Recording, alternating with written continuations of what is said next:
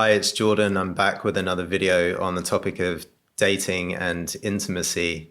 I said in my last video that I'm a real proponent of sharing exactly what we want, what we stand for, what we need, even what we require from a relationship as soon as the first date. And for a lot of people, even before the first date, if you can have a phone call or maybe an exchange of messages before that first date about these things, that can be incredibly useful. Because, of course, you don't want to spend a lot of time arousing the hopes of a potential partner when you fundamentally are not open or available for the things that she most needs and most wants for her life. So a lot of people, a lot of men feel very strange about this stance of putting all the cards on the table right from the very beginning because they say, oh, that's going to kill a lot of the mystery. I'd rather have mystery and the romance and see if this is going to go somewhere. And then I'll start talking about the pragmatic elements of life later on. I don't want to kill the mystery. And so what I've learned is, well, one, as soon as you kind of get past your 20s, there's usually a lot more at stake in terms of where you spend your time and the relationships that you want to build. So it's good to have these conversations early on. But it doesn't necessarily kill that magic and that vibe. So you can bring a hell of a lot of fun, a hell of a lot of open-hearted celebration of her and the moment, and mischief and cheekiness and sexual play, sexual innuendo. You can bring all of that to a first date and you can discuss these things at the same time.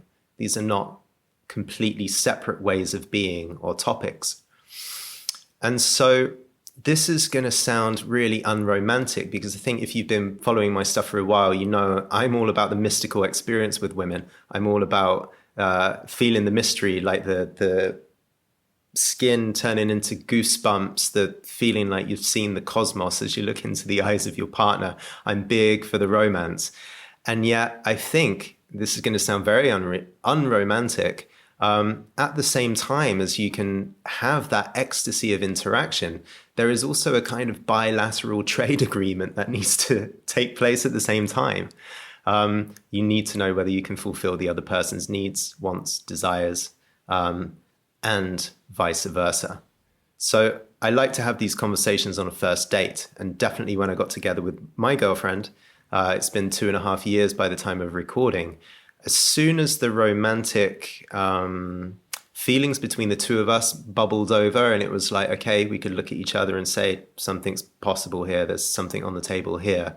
Over the next couple of nights, we talked with each other until well into the night about how you screwed up and what are your patterns that are likely to sabotage the relationship, and what's your kind of trauma history around men and around women, and what were your parents like and what were their family dynamics.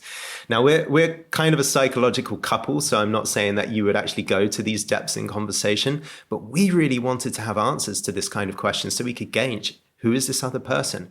Are they safe for me? Are they trustworthy as a place to put my heart and my hopes? And so shall I go further into this thing? So I'm a proponent of putting your cards on the table for the first date, but you've got to also know what your cards are. So a lot of men go into the first date hopeful that they're going to get some action or hopeful that this is going to go somewhere. And they don't want to put the cards on the table because they don't want to risk not getting the action. I'm telling you, it's better just to delay your gratification and get really good at sharing your cards on the table in the first date and having that clean kind of integrity-fueled conversation early on. Otherwise, if you get good at lingering in the mystery and you become this kind of seductive first and second dater, you can sleep with a lot of women, but then you're going to feel really icky when after dates 4, 5, 6, you start saying, oh yeah, I don't want a long-term relationship. I never wanted that. And she never had an idea of what you were all about in the first place. So a bit of homework I always give to my coaching clients is to sit with a few questions and write out some responses and get these as clear and as good in your mind and your heart as you possibly can. And then share them with someone like me or share them with a good female friend or male friend in your life who can vibe with you around this kind of conversation. So you get some challenge and kickback and you get someone who can take you deeper. So these are all questions of self-awareness. And so the questions very simply are, what are your needs in relationship? What are your basic needs? What are your needs at this moment in your romantic life?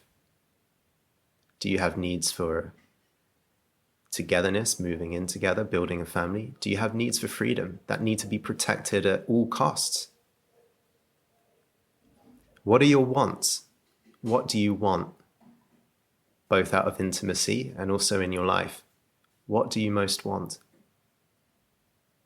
What are your boundaries? What kind of behavior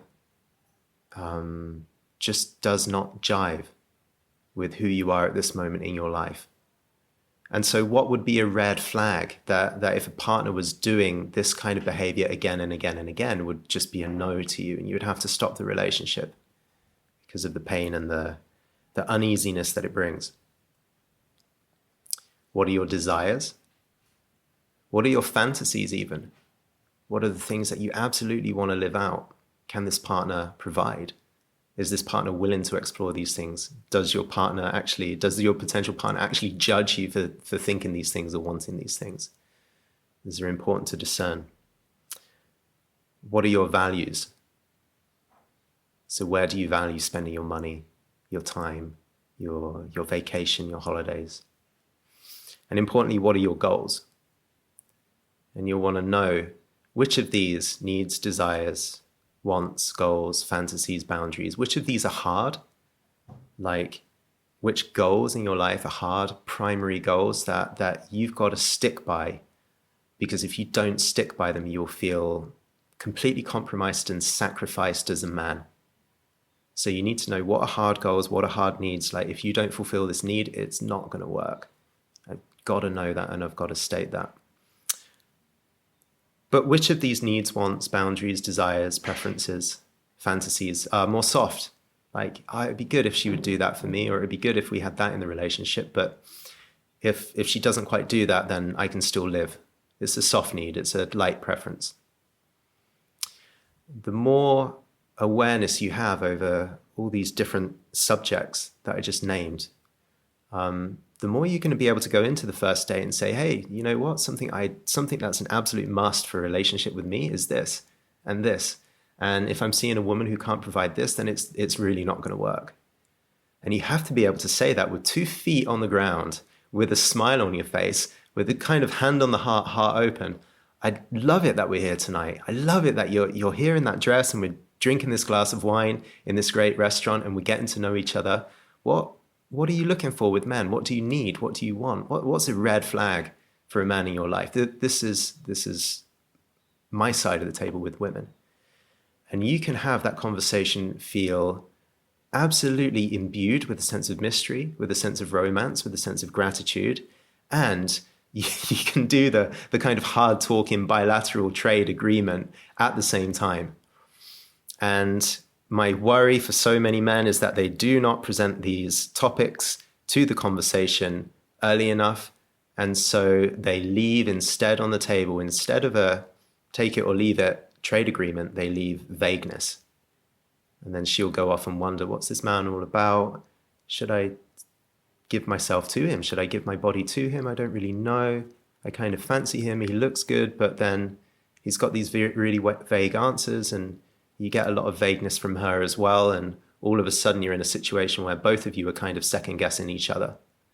And certainly at my stage in the game, of the stage in the game and the stage in life that most men I work with are in, they profit so much more by strongly and open-heartedly and delightedly sharing these questions with the women that they meet. And it does not kill the spark one bit at all. In fact, once you start realizing that you are a go, that you are a match together because you do quite a lot actually align on a lot of these core things, then it actually removes a lot of the vagueness from the woman.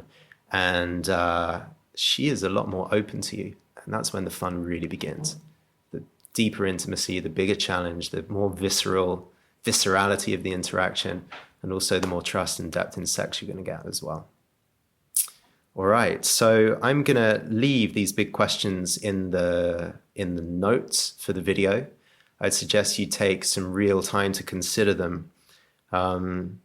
This is deep work. This is not easy. You might need to come back to these every 6 months, every year or so, do an inventory on them, because you're going to evolve as a person. The older you get, the more relationships you have, the more you share this conversation with the women you meet, and the more challenge and feedback you get from the women you meet, or from good male friends as well, the deeper you're going to go into the answers. You're going to have more clarity. You're going to have more conviction to bring when you are on a date with a woman. I like the metaphor of a train. So imagine as a man, as a masculine man, you are a train and you are moving through life somewhere. Every train goes to a particular direction. Every train has got a particular route and a particular scenery that it goes through. Some trains move fast, some trains move slow. Some trains are like bullet trains. Some are like rickety old wagons that look like they're going to break down in about 5 minutes. So every man is a different train, and the woman is kind of at the platform assessing, is this a train I should get on? And of course, for her to know that, she needs to know that the train is at least well maintained. It doesn't look like a train that's going to break down. But she needs to know as clearly as possible, where's the train going? Is it running on time? How long is the trip going to be? Where are we going to actually end up? If you can answer those questions in a way that is like, for her, that's a clear train, she's much more likely to get on it. I don't think you would ever get on a train, go into a vague, unknown destination. So why would you ever expect anybody else to? And the striking thing about dating and sex is, of course, even if your train doesn't match the kind of adventure that she wants to be on, if you're at least clear about your train, she can choose to come on or not for a couple of stops. And so you're much better off saying, hey, right now, my biggest value in life is my freedom. I love women, but I want to party 6 nights a week. I want to travel all around the world. I want to find myself. My priority is going to workshops. My priority is self-exploration. My priority is staying up until 5 in the morning and just having a good time. And I want women in my life that are easy to come in and out and have a lot of fun with me. You can own that in a really glorious way. And the more you own that, if it's your truth, the more you'll see that actually women quite like going on that train from time to time. So let's cut out the vagueness. That's my message in this video. All right, if you liked it, or if you have some insight or answer, comment below, and be sure to subscribe, because I'm making a couple of videos like this every week where I'm going to be sharing a coaching insight designed specifically to have you feel more clear and with more conviction on all the dates and interactions with women that you have in your life. See you soon.